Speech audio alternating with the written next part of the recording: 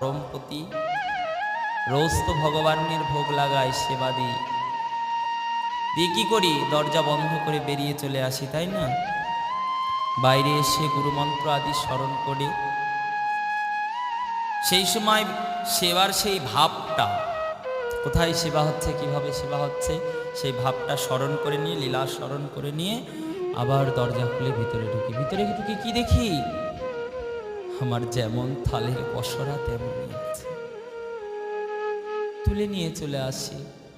কিন্তু গোপীরা কি করতেন, আর্তনাদ করছেন, বধূ তুমি আজও খেলে না, কত স্বাদ করে তোমার জন্য আয়োজন করে সাজিয়ে দিলাম, বধূ তুমি আজও এলে না। আশায় আশায় যে স্বাদ করে তোমাকে দিই, এই আশা ভরসা যেন ভেঙে না যায়। আর্তনাদ করে তারা। আমাদেরও করা দরকার, প্রভু